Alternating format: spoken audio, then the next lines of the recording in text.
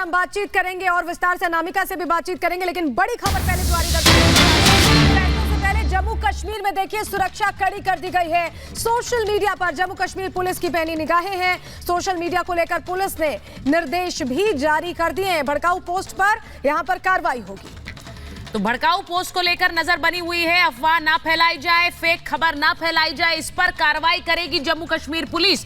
और यही सबसे बड़ा एक तरह से एक कारण भी रहा है जिसकी वजह से हमने देखा जम्मू कश्मीर में कई बार इससे पहले समय समय पर अफवाहें फैली। मैं एक बार हिमानी आपके पास आ रही हूं। सबसे पहले सोशल मीडिया पर नजर रखना इसलिए जरूरी क्योंकि जम्मू कश्मीर में हमने देखा और इसीलिए कई बार वहां पर इंटरनेट बंद भी करना पड़ा था।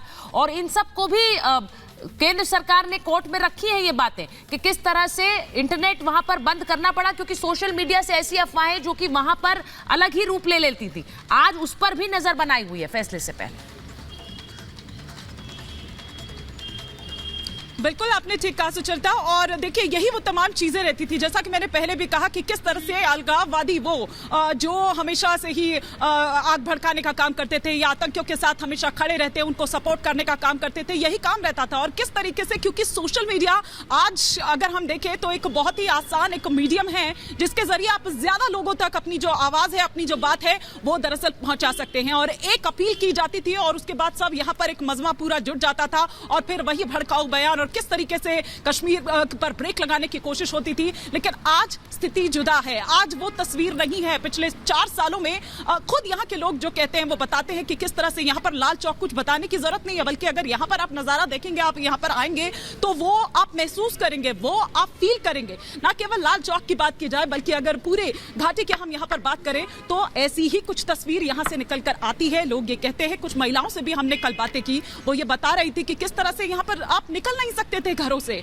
और किस तरह का माहौल दरअसल यहाँ पर होता था। लेकिन आज वो महिलाएं घरों से बाहर निकल रही है, न्यू स्टार्टअप की बात वो करती हुई नजर आती है। आज वो यहाँ के विकास की उतनी ही बराबर भागीदार हैं और यहाँ की तस्वीर जो है, फिजा जो है वो बिल्कुल बदल चुकी है। वो तिरंगा जिसके लिए ये कहा जाता था कि कोई तिरंगा उठाने वाला यहाँ पर नहीं मिलेगा, जिस तरह की आवाजें यहाँ पर जो यहाँ की नुमाइंदगी करते हैं, यहाँ के जो नेता हैं, यहाँ के जो राजनीतिक दल है वो ये कहते थे, लेकिन आज शान से लहरा रहा है वही तिरंगा यहाँ लाल चौक के घंटा घर पर। और ऐसे ही आपको यहाँ पर शाम में, बल्कि अगर आप यहाँ पर आए तो आपको यहाँ पर दिखेगा जो लाइटिंग यहाँ पर की जाती है वो भी पूरी तरीके से तिरंगे के रंग में यहाँ पर आपको नजर आता है। लेकिन वही बात कि आज क्या कुछ रहता है, ये एक बड़ा सवाल है। आज क्या कुछ रहता है इस पर सबकी निगाहें टिकी हुई है और कश्मीर में भी लोग दिल्ली से आने वाले इस फैसले का इंतजार कर रहे हैं। अनामिका पांडे लगातार सुप्रीम कोर्ट से हमारे साथ जुड़ी हुई है। अनामिका, इस फैसले का जो दायरा है वो बहुत बड़ा है। चाहे हम जम्मू कश्मीर की बात कर लें, दिल्ली से ये फैसला सुनाया जाएगा, पूरी दुनिया, पूरे देश पर इसका असर होना है, सियासत पर इसका असर होना है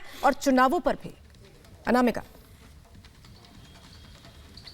और जो पिटिशनर्स हैं सलोनी सुचरिता वो यहाँ पर मौजूद हैं। लगभग 23 याचिकाएं हैं जिन पर एक साथ आज फैसला आना है। 2 पिटिशनर शहला रशीद और शाह फैजल ने अपनी पिटीशन को वापस ले लिया था, यानी कि उन्होंने 370 को हटाए जाने को सपोर्ट कर दिया था। और आज बार बार हम जब उनसे बात कर रहे हैं वो यही कह रहे हैं कि हमारी रियासत को हमसे छीना गया था, उसको हम वापस चाहते हैं। ये लड़ाई उसी की है, 4 साल लंबी लड़ाई चली है, हमारे हक में फैसला गए दावे किए जा रहे हैं।